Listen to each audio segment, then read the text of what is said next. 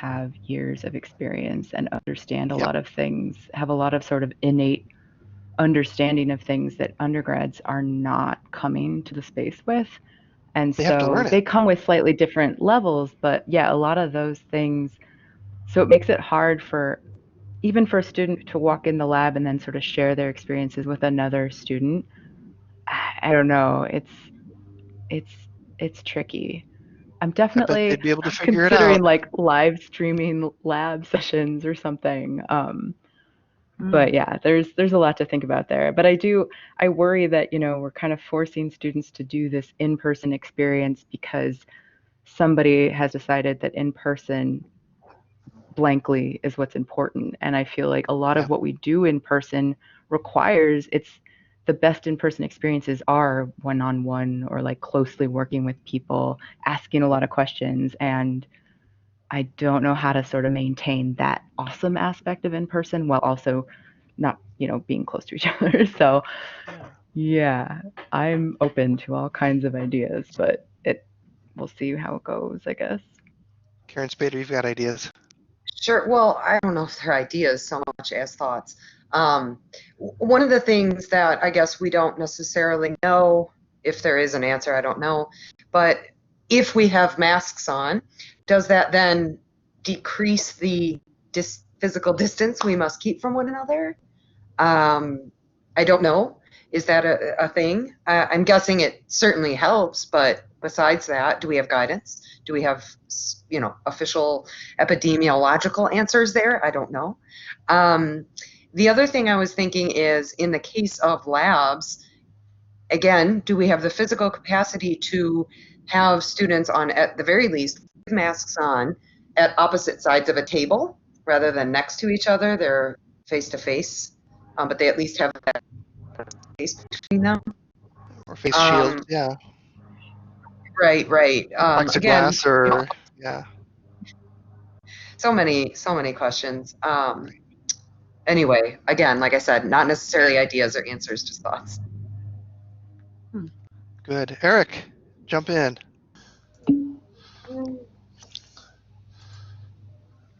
Oh, there we go. We So hear you. I actually have some thoughts about this lab. So I actually teach over in mechanical engineering, and everything that I do is lab based, just about.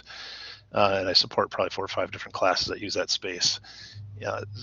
There are some types of labs are something that can be put online in certain ways. I've actually been putting labs online in various shapes or forms for about 15 or 16 years already now. And for labs that are computer based, we're actually right now testing some techniques for allowing a shared remote desktop connection into one computer, so that we could have, for example, a TA in the lab space with physical experiments attached to the computers, a webcam plugged into the computer so that students can see the physical experiment, and then techniques and tools for them to connect into that computer and take turns driving it. That's cool. So there's tools such, you can take remote control using something like Microsoft Teams or WebEx of people's remote desktops. There are and you can get remote connectivity into a lab computer using something like Microsoft Remote Desktop. The tool that we're looking at exploiting right now is something called VNC, Virtual Network Computing, and there's a variety of open source solutions for that. So it's kind of a freebie to test. It's pretty high bandwidth usage, but that actually allows complete capture of keyboard, mouse, and display, and it allows multiple people. It can be configured to allow multiple people to connect into the exact same computer and take turns driving it while the display on the computer, keyboard and mouse, are still operating in the physical lab space. That would allow a TA to take over and drive as well. Feasibly, a TA could actually use the same software to remote connect into each machine as well. But the thought here is that we would have something like a Blackboard Collaborate Ultra video conference session, and then we would break students out into their own little groups so they could have their own little per bench chat, and or they would have their own Teams, Microsoft Teams video conference going on, but they would be part of some larger level video chat that the TA could pause everybody and then instruct, give kind of group instruction. So Wow. there are some tools to make some of these kinds of things happen depending on what the nature of the labs are. Like, a physiology lab might be a little bit hard when you're poking and prodding at tissue and things like that. Yep. But, at least in the engineering side of things where you have equipment or instruments that you're physically sitting at, there are some tools available. And I think to JT's point in the chat, he says we're on the cutting edge of new pedagogy. I think that there's something about this here, right? These questions and challenges that Angela and Eric are facing are not going to go away, right? We're not going to just stop teaching these things. We're going to figure out some sort of a solution, and there's going to be a lot of fits and starts. It's going to be a lot of dead ends, probably a lot of, well, that didn't work, or that was a terrible disaster. Sorry about that, students. But the students, they're going to be learning along with you just as you are learning. So the more that we can engage them in coming up with those solutions and testing them out, I always say, whenever I try something new, hey, students, I need you to be co-conspirators with me. We're going to try this thing out. It might fail. If so, that's okay. Play along the best you can, and we'll figure something out. If it doesn't work, we'll figure it out together, and then we'll move on to something else. But we've got to go through that sort of painful growth in order to get there. And that painful growth is an authentic part of teaching, right? It's an authentic part of whatever it is your discipline is. You go through painful growth in order to get to the new elements and to break forward. So embrace it. Excellent. Peggy, go ahead. Very interested to hear your report and where you are, Eric Oberstar. I feel that it seems as that if you're able to jump over the problem with the breakout sessions and still have connection with the live computer software, it seems, because you cannot actually record anything in the breakouts. So that's interesting to me. I'm very inspired by what you're saying, and I may want to have another conversation with you because I'm looking for a platform so my dance students can learn to improvise, and this may be a possibility I'm very excited about. Thank you. Oh, you can do a group collaboration dance. Now, one of the problems is that there's that lag, right? So everybody can do their part, but then you have to put it together, and that gets tricky. But yeah, Well, I things will happen with the that. idea of driving the mouse.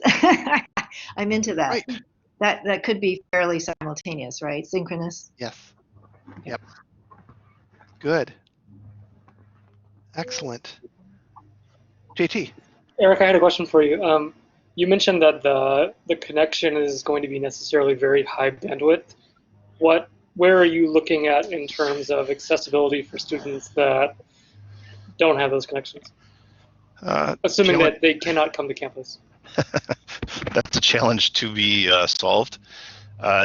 So what I did to test this was I tested 5 remote connections into one of my lab computers simultaneously, and I was somewhere around 280 megabits per second, which is not too bad, but that's the bandwidth in and out of the machine in the lab. You have to remember that this is going to be substantially less for each individual client computer connected to it. So each student's bandwidth requirements is much less than what my lab computer would have, for example. So what I was concerned about is, do I have the bandwidth in my lab with all the different benches that I've got? So I've got about a dozen computers that I can have set up with experiments on them.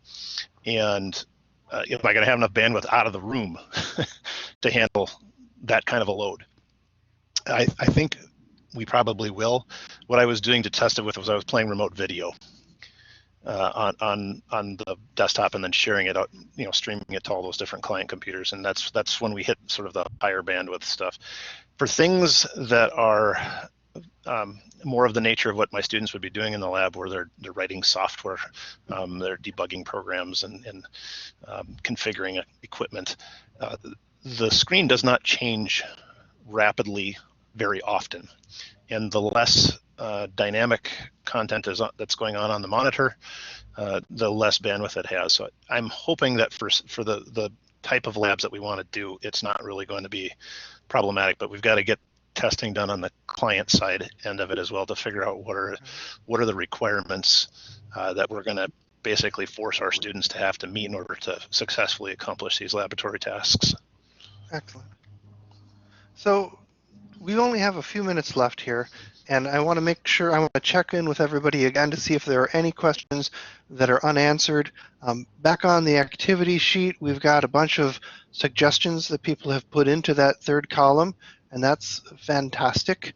And so I want to see if there's any other questions that people have, uncertainties, ways that we can try to comfort you as you jump into this abyss.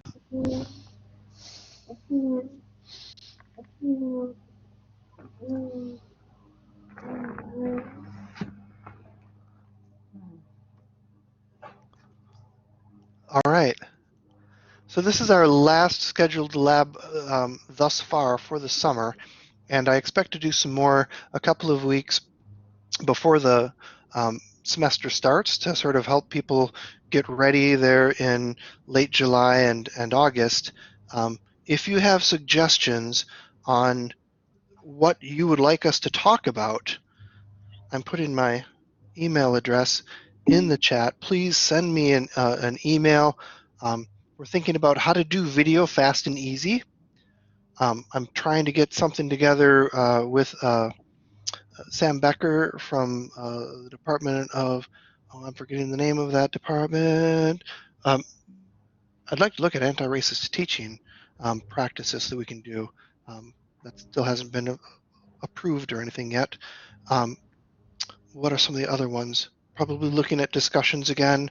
And if you have other thoughts, ideas, man, Angela, I would really like to figure out how to do lab courses. And maybe we'll come up with some ideas for new technologies that'll work for that.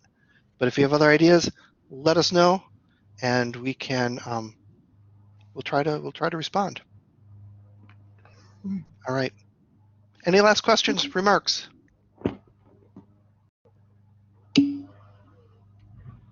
Very good. All right. Take care.